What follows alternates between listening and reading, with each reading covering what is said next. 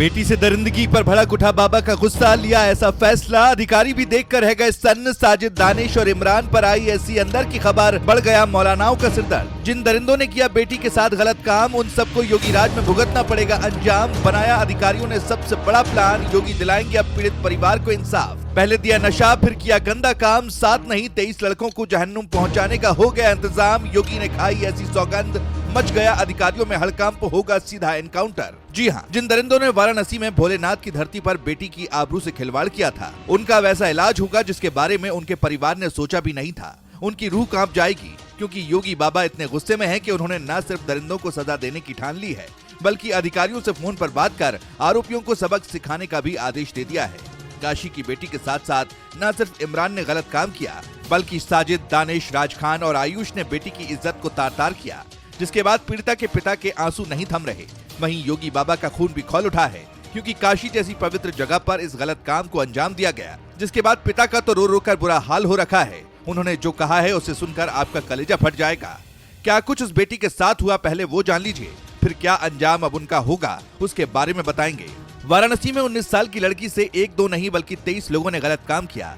जानकारी के मुताबिक आरोपियों में दानिश, साजिद, इमरान, राज खान, अनमोल, जाहिर, अमन, जैब, राज, समीर, सुहेल और आयुष के नाम शामिल हैं, जिनमें 6 पुलिस की गिरफ्त में हैं। वहीं 17 फरार आरोपियों की धरपकड़ के लिए पुलिस की कई टीमें दबिश दे रही हैं, जिनको जहन्नुम से खींचकर बाबा की पुलिस लाएगी। खबरों की माने तो पुलिस ने उस हुक्का बार और होटल पर भी दबिश दी, जहां इस कांड को अंजाम दिया गया।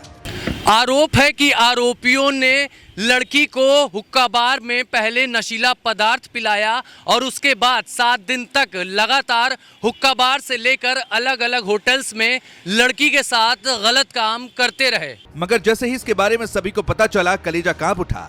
लड़की के माँ बाप का तो रो रो कर बुरा हाल हो गया है, लेकिन अब योगी ने परिवार को इंसाफ दिलाने की ठान ली है, जो आरोपियों के लिए नींद उड़ने से कम नहीं, क्योंकि योगी न सिर्फ कानून व्यवस्था को दुरुस्त रखते हैं, बल्कि ऐसा सबक सिखाते हैं कि परिवार में आने वाली पीढ़ियां भी उस घटना को भूल नहीं सकती।